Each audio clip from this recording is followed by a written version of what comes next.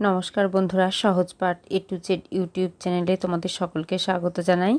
আজকে আমি দ্বিতীয় পর্যায়ক্রমিক মূল্যায়ন 2025-এর চতুর্থ শ্রেণীর বাংলা সাজেশান নিয়ে উপস্থিত হয়েছি। চলো তাহলে দেখে নিই। প্রথমেই আছে কয়েকটি অতি সংক্ষিপ্ত প্রশ্নের উত্তর। একে আছে স্কটের পূর্বপুরুষরা কোথায় চাকরি করতেন?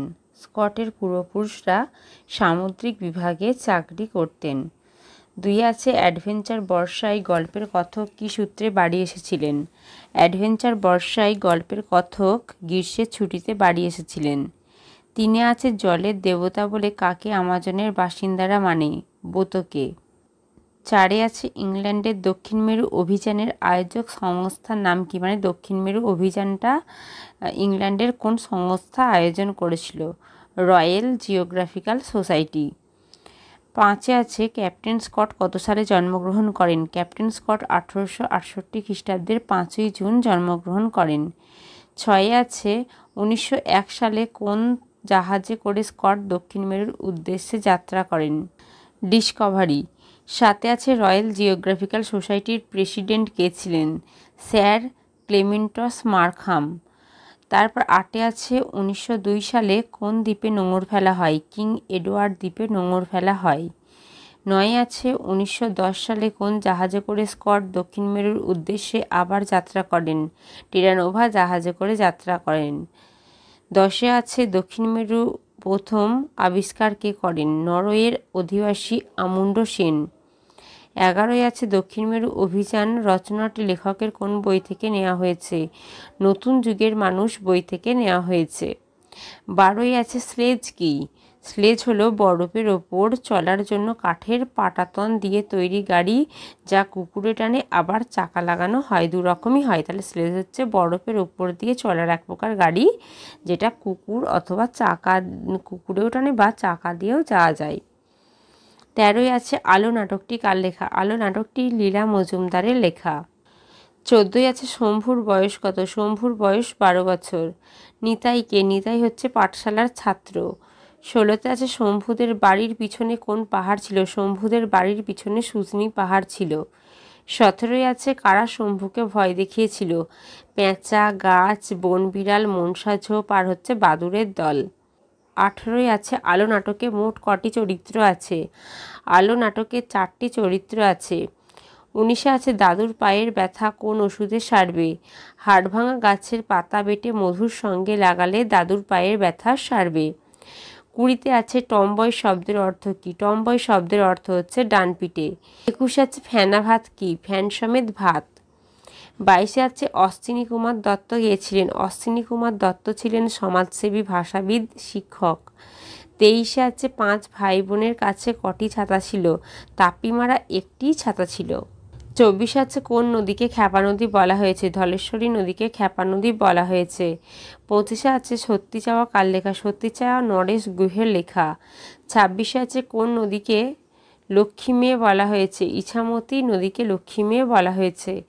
27 আছে কার বাড়ির নাইয়রি লইয়া যাওরে মাঝি, এ কথা কে বলেছেন? এটা হচ্ছে হোসেন মামা বলেছেন। 28 আছে আমার মার বাপের বাড়ি পাঠ্যাংশের লেখকের মায়ের নাম কি? আমার মার বাপের বাড়ি পাঠ্যাংশের লেখকের মায়ের নাম হচ্ছে পূর্ণশশী।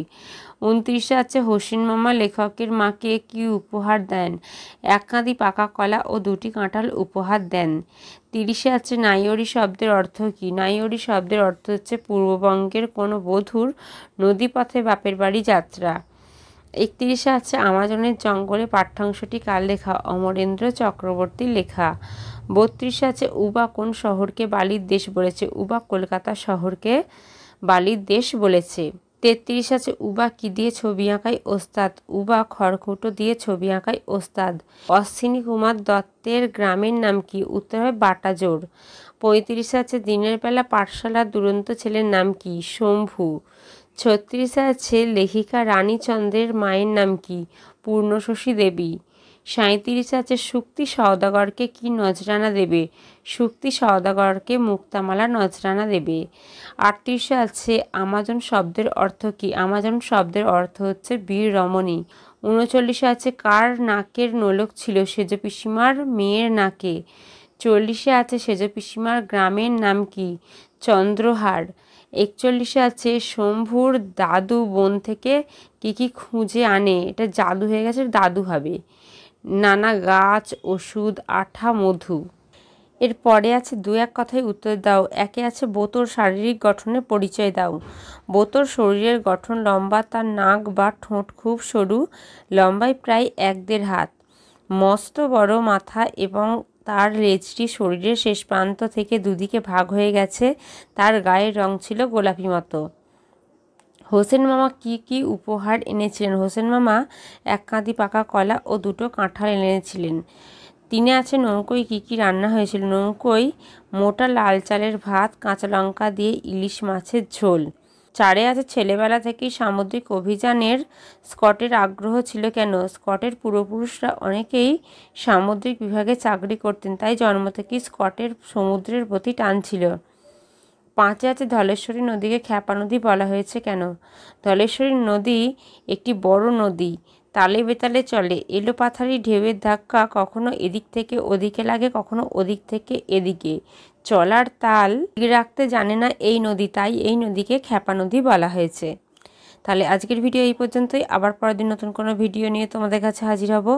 আমাদের চ্যানেলটিকে ভালো লাগলে অবশ্যই লাইক, কমেন্ট ও শেয়ার করতে ভুলো না। আর এরকম নতুন নতুন ভিডিও পেতে অবশ্যই আমাদের চ্যানেলটিকে সাবস্ক্রাইব করো ও পাশে থাকা বেল আইকনটি প্রেস করো।